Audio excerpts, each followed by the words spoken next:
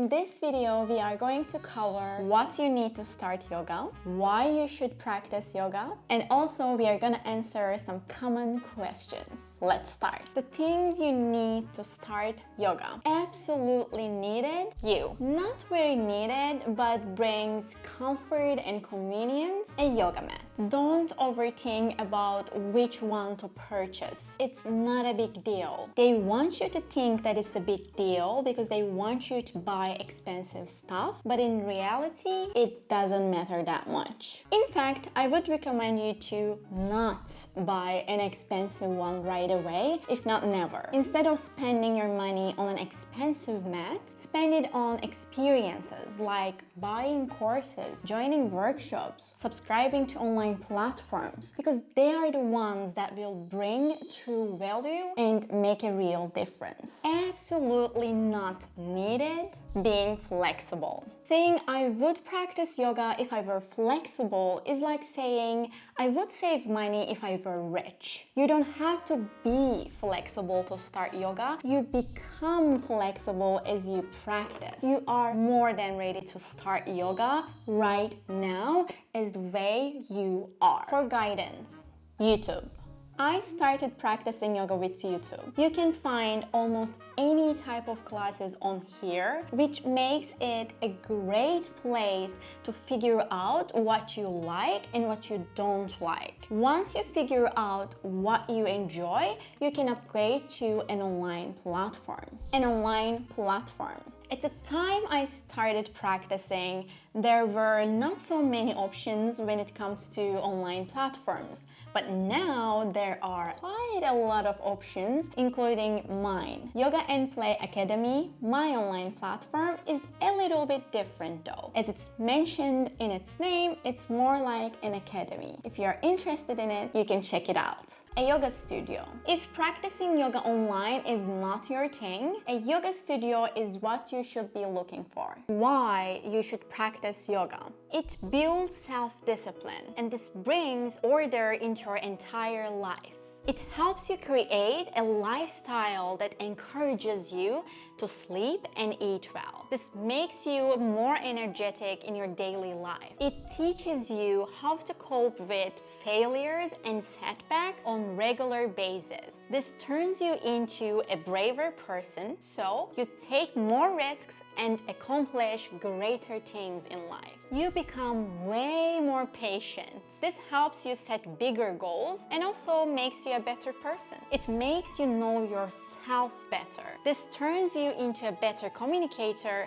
so you improve your relationships. You become strong and flexible to an extent that you didn't know is possible. This increases your confidence in your abilities, so you try new things more often, so you learn more, and so you succeed more. In brief, yoga changes you and you change your life. Now let's answer some common questions. Can I start practicing yoga online or should I go to a studio? Try them both. Choose the one that works for you better. The one that works for you better is the one that you enjoy more and you can sustain for a long time. If you prefer practicing yoga online, YouTube and online platforms are great to start with. If you prefer in-person classes, find a yoga studio that you like and is close to your house or your workplace. Personally, I've always enjoyed practicing yoga online more because 1.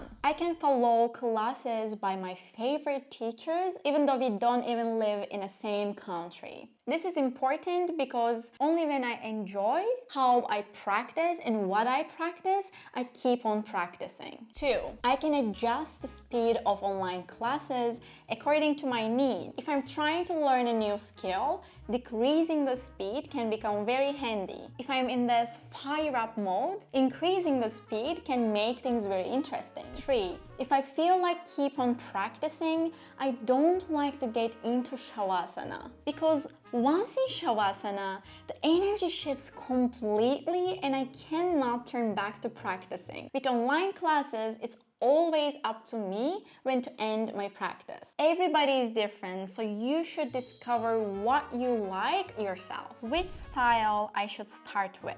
Try different styles from different teachers. There are many styles right now when it comes to practicing yoga, and in my opinion, none of them is superior to another. Once you get into the world of yoga, you will hear some people labeling some styles as real yoga and some as not real yoga. But I don't see any use in such labeling. My suggestion is for you to tune out from that noise and tune in, figuring out what you like practicing. Also, try different teachers within the same style, especially styles that have more freedom, like vinyasa can change a lot depending on the teacher. I start yoga, but it doesn't last long. What can I do? Figure out why practicing yoga regularly is important to you. There is no right or wrong when it comes to this. Your why only has to make sense to you. For me, it was learning how to handstand. Even though now I can do handstands, the drive for learning skills never disappeared. When some people hear my why, they say things like, yoga is not only being upside down, yoga is not about skills, and I know that, but that's my favorite part. I have been practicing yoga for 5 years, almost always on a daily basis, and I don't plan on stopping, ever. So we can say that my why works for me, and my why can be different from yours. Find your why, own it, and don't care what other people think of it. Also, putting some reminders of that why around you can be a great trigger for you to step on your mat. I did this by preparing a dream board filled with handstand images, photographs, and every time I thought, I'm gonna skip practicing today, I saw that dream board full of those handstand images, and I was like, that's the thing that I'm missing out on in the future because I am making this decision now. And almost every time it made me show up for my practice and do something for a while, maybe for 15 minutes, but it made me show up on a regular basis. I don't enjoy super calm spiritual yoga flows. This makes me think that I can never be a yogi. Should I give up on trying to like it? No, yoga practice doesn't have to be super mellow all the time. Try to find teachers whom you have fun practicing with, who teach classes in creative ways. I'm sure over time you will find your people and your style. If you are planning on starting your yoga journey, share any questions you have in the comment section down below